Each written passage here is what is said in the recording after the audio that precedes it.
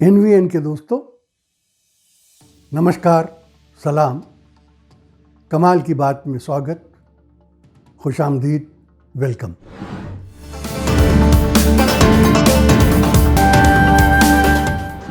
दोस्तों, आरएसएस के बारे में ये एक आम परसेप्शन है, ये एक आम धारणा है, एक आम सोच है कि ये लोग बड़े दूरदर्शी होते हैं, बड़े दूरंदेश होते हैं, बहुत दूर तक देख लेते हैं।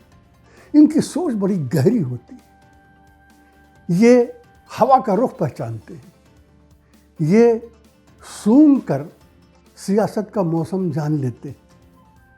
यानी अगर ये देवता नहीं है तो सुपर ह्यूमन और सुपरमैन तो ज़रूर है। लेकिन दोस्तों, अगर गौर से देखिए और करीब से देखिए तो ये सब बस कहने की बातें हैं। ये भी बाकी दूसरे जो राजनीति में, सियासत में, पॉलिटिक्स में लोग हैं उन्हीं की तरह है। जैसे उनके तीर कभी निशाने पे लगते हैं और कभी भटक जाते हैं, वैसे इनके तीर भी कभी निशाने पे लगते हैं और कभी भटक जाते हैं।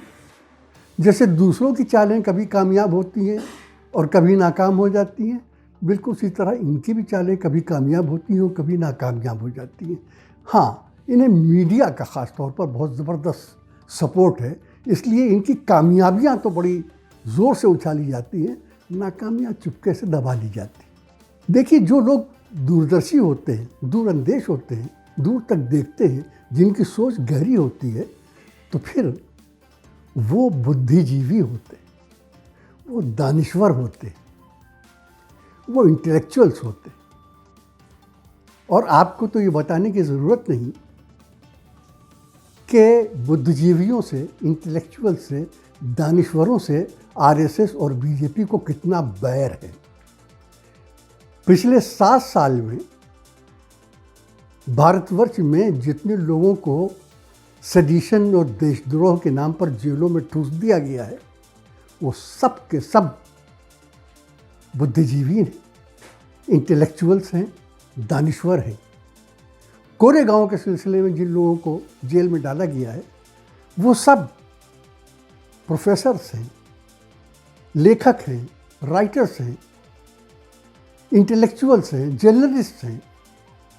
उनमें एक बूढ़ा बीमार तेलुगु का पोएट वरवरा राव भी है, और भी जितने हैं वो सब वो लोग हैं जिनकी समाज में बड़ी इज्जत होती है, मगर वो सब जेलों में बंद हैं। हमें याद नहीं कि गुरु गोलवालकर के बाद आरएसएस के जितने भी सरसंघ चालक हुए, उनमें से किसी ने कोई किताब लिखी हो, कोई ऐसी किताब लिखी हो जिस पर चारों तरफ चर्चा हुआ हो, जिस पे बहस हुई हो, जिससे हाथों हाथ लिए गए हों। हमें नहीं लगता कि ऐसी कोई चीज़ सामने आई है। दूसरे, आपको याद है नरेंद्र मोदी जी ने एक मरतबा कहा था कि ये सब तो आंदोलन जीवी हैं। बुद्धिजीवियों को उन्होंने कहा था ये सब आंदोलन जीवी। तो बुद्धिजीवियों से आरएसएस का कोई लेना देना नहीं। अब रहा ये कि ये हवा का रुख पहचानते, ये सूंघ कर सियासत का मौसम जान लेते हैं। तो दोस्तों, ये सब तो पश्चिमी बंगाल भी गए थे, वहाँ का इलेक्शन लड़वाया भी था। वहाँ इन्हें क्यों हवा का रुख नहीं पहचान पाए, वहाँ का सियासी मौसम ये क्यों नहीं जान पाए? और उसको जानने के लिए कोई रॉकेट साइंटिस्ट होना नहीं ज़रूरी था। हम देख रहे हैं, वो भी देख रहे हैं, आप भी देख रहे हैं कि 2014 के बाद इस देश में जितने भी स्टेट असेंबली के इलेक्शन हुए हैं, विधानसभाओं के चुनाव हुए हैं, उन सब में आरएसएस ने पूरी तरह हिस्सा लिया, बढ़ चढ़कर हिस्सा लिया, जैसे वो हमेशा लेते हैं। लेकिन एक उत्तर प्रदेश के अलावा बाकी हर स्टेट में या तो बीजेपी हार गई, या जहां जीती भी वहां उसकी सीटें कम हो गई। तो उस वक्त इन्हें हवा का रुख का पता क्यों नहीं चला? उस वक्त इन्होंने सियासी मौसम को क्यों नहीं पहचाना? तो ये सब कहने की बातें हैं। अब आप देख लीजिए कि मोदी जी और योगी का जो मामला है उसके सिलसिले में क्या हो रहा है। हमको ये बताया गया है कि पश्चिमी बंगाल में इलेक्शन की हार के बाद आरएसएस को ये समझ में आ गया है कि उन्हें मोदी को बचाना है। बचाने के लिए वो क्या करें, उन्होंने कहा कि उन्होंने एक नई स्ट्रेटेजी, एक नई चाल, एक नई नीति बनाई है। वो कहते हैं कि अब जहाँ कहीं भी इलेक्शन होंगे स्टेट्स के, उसमें मोदी जी का चेहरा नहीं होगा सामने, बीजेपी का चेहरा, मोदी जी का चेहरा नहीं होगा, बल्कि वहाँ की किसी लोकल लीडर का चेहरा होगा। अब तक ये बात क्यों नहीं समझ में आई थी? मैं फिर बताऊं कि जो सारे इलेक्शंस आप हार गए, उसमें तो सब मोदी जी ने लड़ाए थे। अगर उनमें हार हुई है तो आपको जान देना चाहिए था कि मोदी जी का नाम खराब हो रहा है। तब आपको ख्याल क्यों नहीं आया? अब आपको उत्तर प्रदेश ही में इसका ख्याल क्यों आ रहा है कि मोदी जी का नाम खराब हो? कहते और हमसे ये कहा जा रहा है कि ये बहुत बड़ी चाल है, बड़ी शातिर चाल है। बड़ी शातिर चाल ये है कि जब 2024 के इलेक्शन होंगे तब तक मोदी जी को इस तरह से बचा के रखा जाए कि उनकी लोकप्रियता में, उनकी मकबूलियत में, उनकी पॉपुलैरिटी में कोई फ़र्क ना है। क्योंकि आरएसएस ये समझती है कि स्टेट्स इलेक्शन में जब हार जीत होती है तो हारती तो बीजेपी है, लेकिन नाम खराब होता है मोदी जी का। तो मोदी जी का नाम इसलिए खराब होता है कि वो लड़ते हैं जाके इलेक्शन। वो हर इलेक्शन में स्टेट्स के जो अपोजिशन के कैंडिडेट हैं उसके मुकाबले में जाके खड़े हो जाते हैं। तो जाहिर है कि अगर हारेगी बीजेपी तो लोग यही कहेंगे कि मोदी जी हार गए। तो ये कहते हैं कि हम चाहते हैं कि अब ऐसा ना हो, ये न समझा जाए, इसलिए बेहतर ये है कि मोदी जी को बचा कर रखा जाए। तो अब उन्होंने ये फैसला किया है कि उत्तर प्रदेश में जो इलेक्शन चंद माह के बाद होने वाला है उसमें बीजेपी का फेस यूपी में नरेंद्र मोदी का फेस नहीं होगा, बल्कि योगी आदित्यनाथ का फेस होगा, ताकि अगर कुछ हो तो मोदी के नाम पर कोई धब्बा ना लगे। वो कहते बड़ी शातिर चाल है। भाई होगी बड़ी शातिर चाल, हमारी समझ में तो नहीं आई। क्या आपकी समझ में आ गई? ये कौन सी लॉजिक है? ये कौन सा मंतक है? आपको मालूम है और आरएसएस को मालूम है कि पिछले 15-20 दिन से जो ड्रामा हो रहा था, जो आरएसएस और बीजेपी के लीडर यूपी जा रहे थे, फिर उसके बाद योगी दिल्ली पहुंचे और उनकी अमित शाह से, नरेंद्र मोदी से और बीजेपी के जो प्रेसिडेंट हैं उनसे मुलाकात हुई, और बड़ी लंबी मुलाकात। और उस मुलाकात के बाद ये तय हुआ कि नहीं, यूपी में इलेक्शन जो है वो योगी ही जी लड़ेंगे, उन्हीं की लीडरशिप में लड़ा जाएगा। और ये बहुत बड़ा फैसला है, क्योंकि वही बात कि वो ये समझते हैं इस तरह से मोदी जी का नाम खराब नहीं होगा। मैं फिर कहता हूँ कि मेरी समझ में ये मंतक, ये लॉजिक नहीं आई। उन्हें ये भी मालूम है कि 250 बीजेपी के असेंबली मेंबर्स यूपी के जो हैं, उन्होंने लिख के दिया है कि अगर इलेक्शन में बीजेपी का चेहरा योगी हुए तो 100 सीटें भी नहीं आएंगी। इसके बाद भी उन्होंने कहा कि वहाँ फेस योगी ही होंगे। ये क्यों कहा उन्होंने?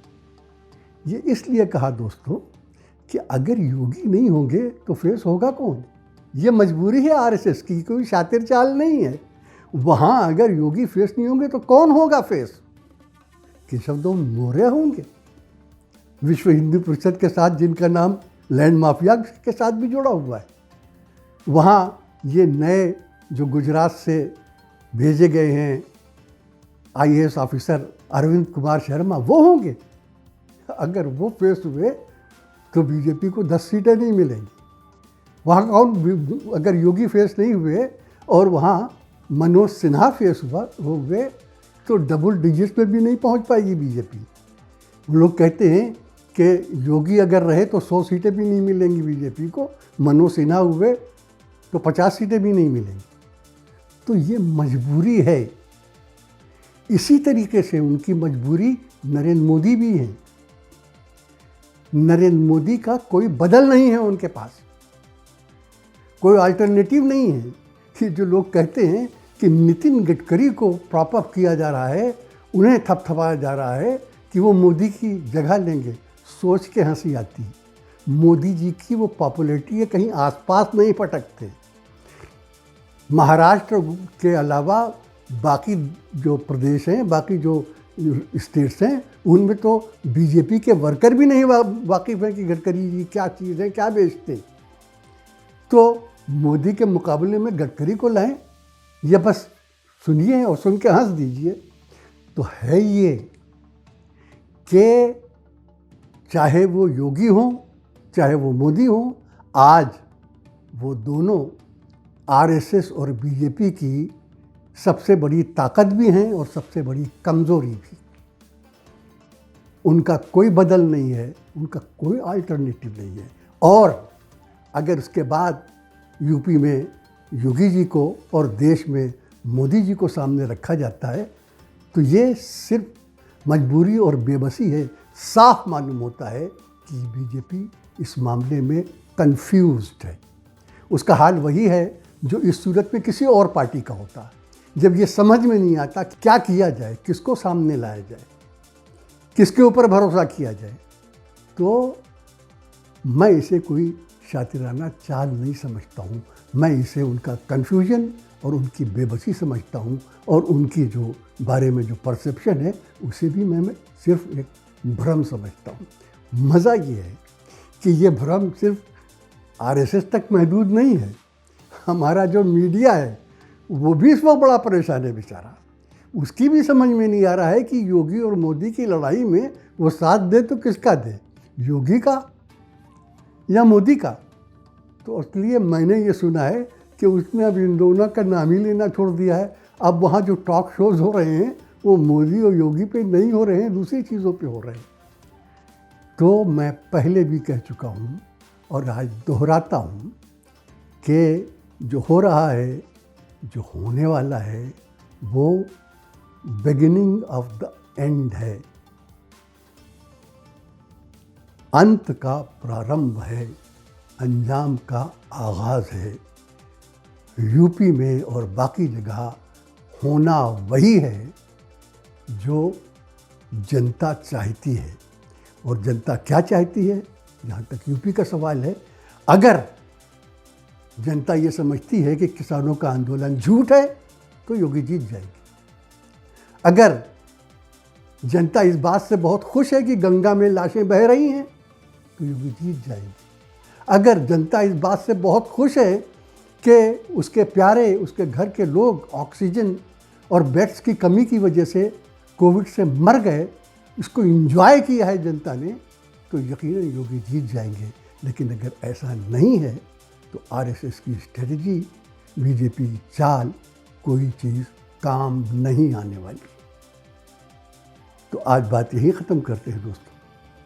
अगले वीडियो तक के लिए हसन कमाल, आज़म शहाब, डॉक्टर सलीम और फैसल सैयद को इजाज़त दीजिए। जय हिंद, खुदा हाफिज़।